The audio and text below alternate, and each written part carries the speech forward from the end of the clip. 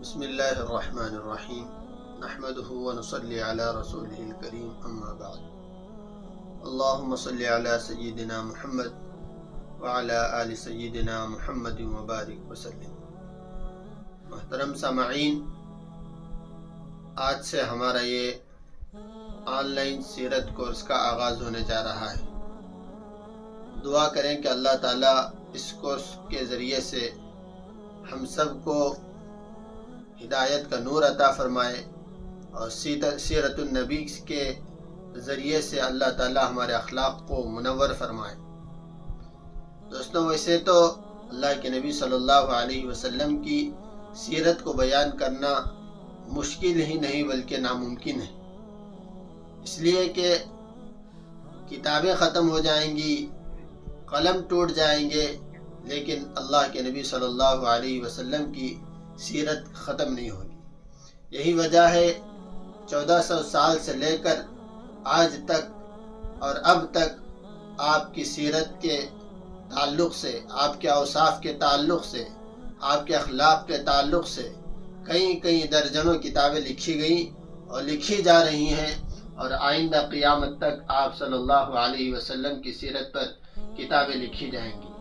تو لہذا مختصر سے وقت میں آپ کی سیرت کو بیان کرنا مشکل نظر آتا ہے، لیکن آپ صلی اللہ علیہ وسلم کی سیرت کو خلاصے کے طور پر آپ کی خدمت میں پیش کرنے کی انشاءاللہ میں کوشش کروں گا۔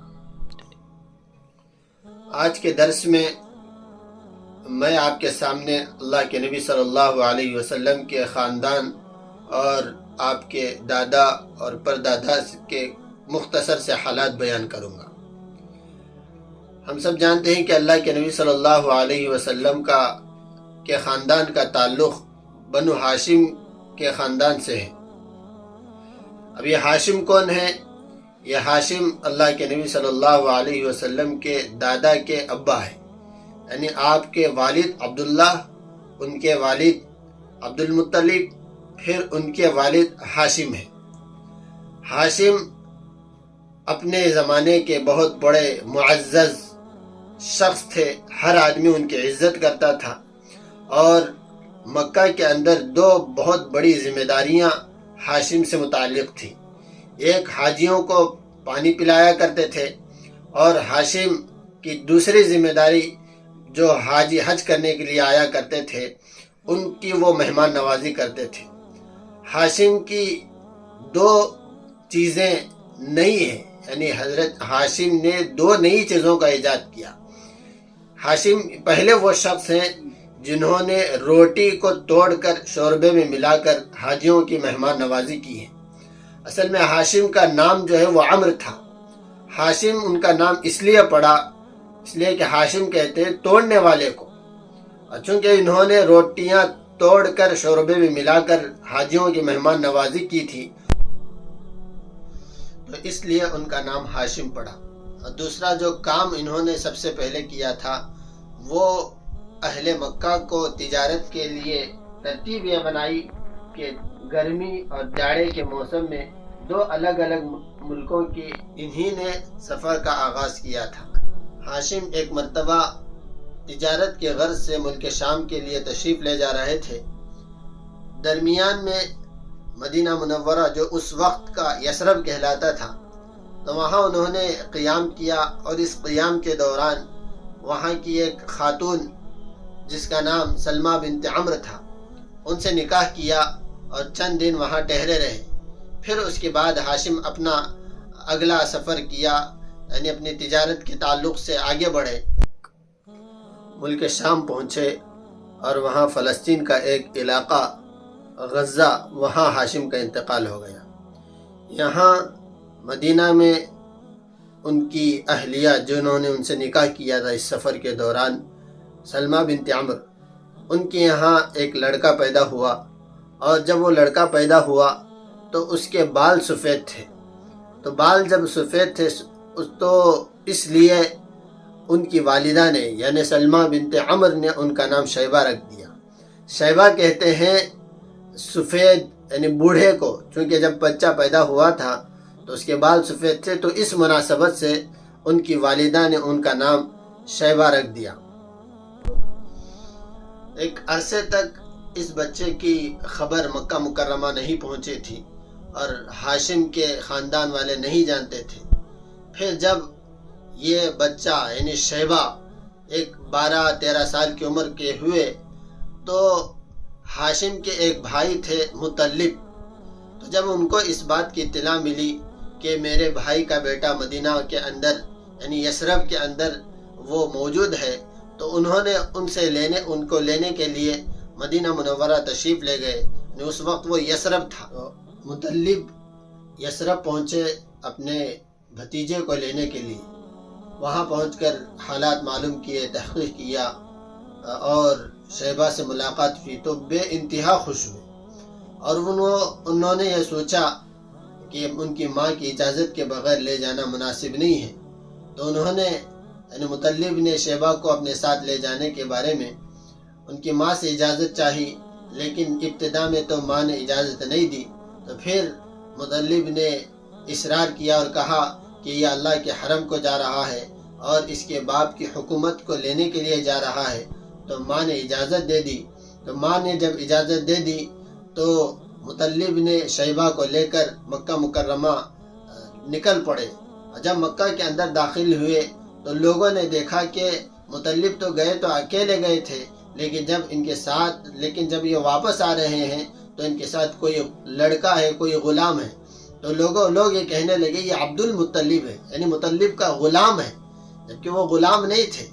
تو پھر مطلب نے انہوں نے ان کو بتایا مکہ والوں کو کہ یہ غلام نہیں ہے، یہ میرا بھتیجا ہے، یہ میرے بھائی کا بیٹا ہے۔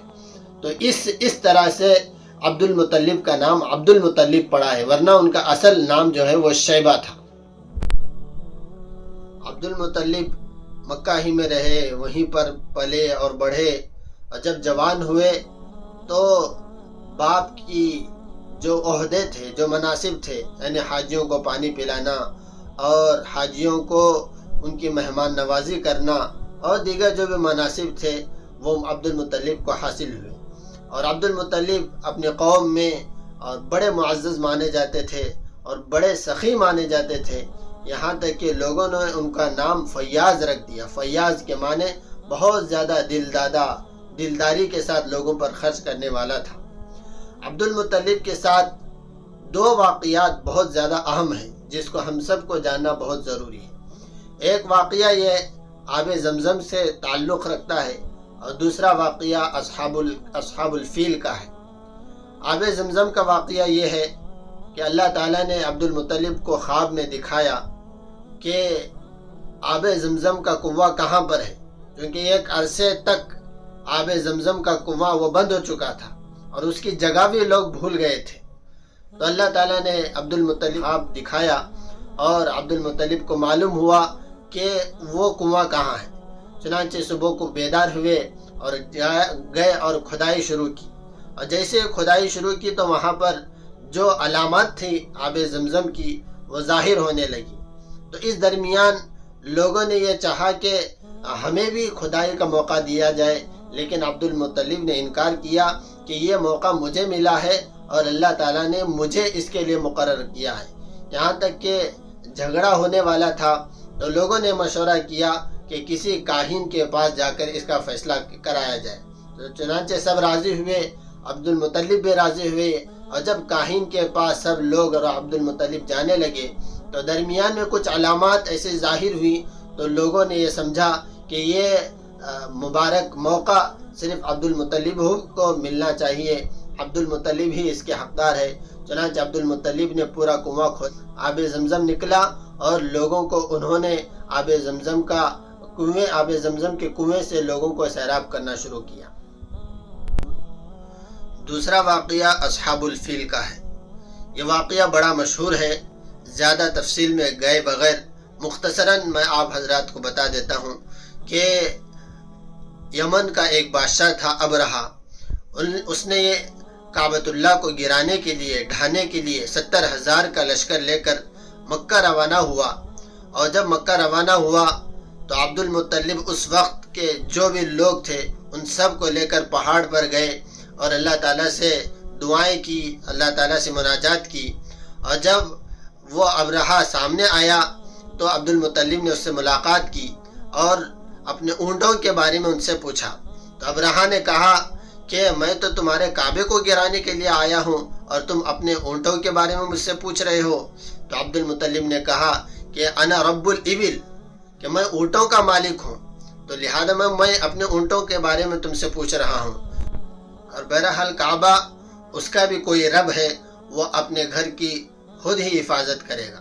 چنانچہ جب ابرہہ کعبے کو گرانے کے لیے آگے بڑھا تو اچانک اللہ تعالیٰ نے ایک پرندوں کا جھنڈ بھیجا، جن پرندوں کے ہاتھوں میں اور ایک منہ کے اندر کنکر تھے۔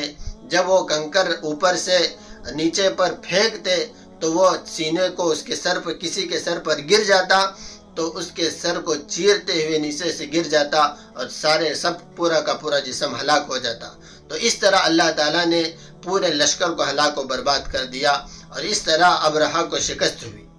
عبد المطلب سے متعلق ایک اہم بات یہ ہے کہ عبد المطلب نے ایک مرتبہ نظر مانی تھی کہ اگر اللہ تعالیٰ نے مجھے 10 بیٹے دے اور 10 سب کے سب جوان ہوں اور اس عمر تک پہنچ جائے کہ وہ اپنا دفاع خود کر سکیں، تو میں ایک بیٹے کو اللہ کے نام پر قربان کروں گا، ذبح کروں گا۔ چنانچہ عبد المطلب کو 10 بیٹے ہوئے اور سب کے سب جوان ہوئے، اور عبد المطلب کو اپنی نظر پوری کرنی تھی۔ انہوں نے اپنی نظر کا تذکرہ اپنے بیٹوں کے سامنے کیا اور سب نے اپنے رضامندی کا اظہار کیا۔ تو اب قربانی کس کو دیں، ذبح کس کو کریں؟ تو اس کے لیے انہوں نے قرعہ اندازی کی، سب کے نام لکھ کر قرعہ ڈالا۔